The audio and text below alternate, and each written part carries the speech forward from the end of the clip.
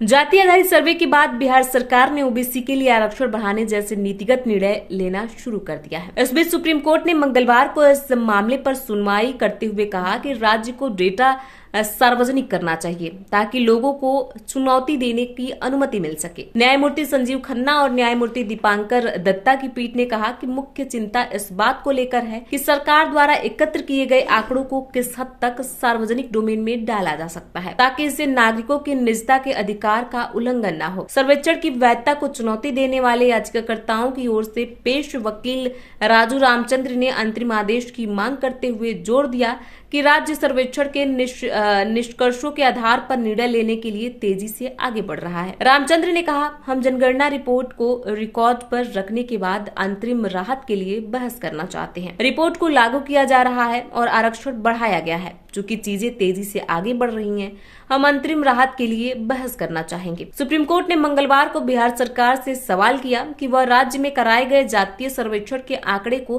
किस हद तक रोक सकती है। शीर्ष अदालत ने बिहार में कराए गए जाति आधारित सर्वेक्षण की संवैधानिक वैधता को चुनौती देने वाली याचिकाओं पर तत्काल सुनवाई करने से इनकार करते हुए यह टिप्पणी की है। जस्टिस संजीव खन्ना और दीपांकर दत्ता की पीठ ने कहा कि अगले सप्ताह मामले की सुनवाई संभव नहीं है। पीठ ने कहा कि हमारी भी कुछ सीमाएं हैं, हम आपकी मांग पर विचार करेंगे, लेकिन वह अगले सप्ताह संभव नहीं है। पीठ ने इस मामले में अंतरिम आदेश पारित करने के लिए अगले सप्ताह विस्तार से सुनवाई की मांग को ठुकराते हुए एक टिप्पणी की। पीठ ने मामले की सुनवाई के लिए 29 जनवरी की तिथि तय की है। हालांकि शीर्ष अदालत ने सभी पक्षों के वकील से कहा कि मामले में कानूनी मुद्दे यानी उच्च न्यायालय के फैसले की सत्यता की जांच करनी होगी। साथ ही प्रकाशित की गई सर्वेक्षण रिपोर्ट पेश करने को कहा है। इससे पहले याचिकाकर्ता की ओर से वरिष्ठ अधिवक्ता राजू रामचंद्र ने पीठ से कहा कि इस मामले में तत्काल सुनवाई करने की आवश्यकता है। उन्होंने पीठ से कहा कि बिहार सरकार ने सर्वेक्षण की रिपोर्ट को प्रकाशित कर दिया है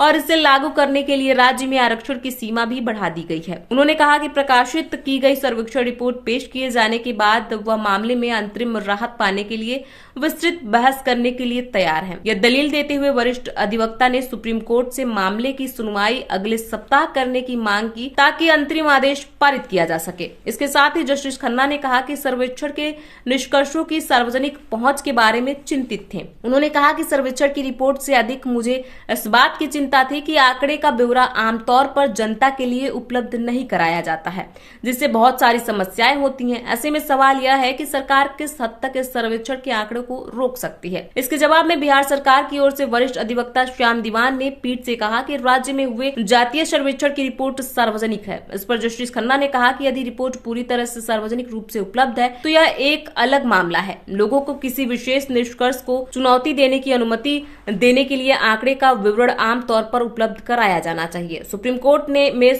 पटना उच्च न्यायालय के उस फैसले को चुनौती दी गई है जिसमें 2 अगस्त को बिहार सरकार द्वारा राज्य में जाति आधारित सर्वेक्षण को सही ठहराते हुए इसे जारी रखने की अनुमति दे दी थी। उच्च न्यायालय के इस फैसले के खिलाफ गैर सरकारी संगठन यूथ फॉर इक्वालिटी और एक सोच एक प्रयास व अन्य ने शीर्ष अदालत में अपील दाखिल की है। हालांकि शीर्ष अदालत ने कई बार याचिकाकर्ताओं की ओर से उच्च न्यायालय के फैसले और बिहार सरकार को सर्वेक्षण रिपोर्ट प्रकाशित करने पर रोक लगाने की मांगों को ठुकरा चुकी है। ऐसे में इस पूरी खबर पर आपकी क्या राय है, हमें कमेंट बॉक्स में लिख के जरूर बताएं। देश और दुनिया की ऐसी तमाम खबरों से जुड़े रहने के लिए देखते रहिए इंडिया न्यूज।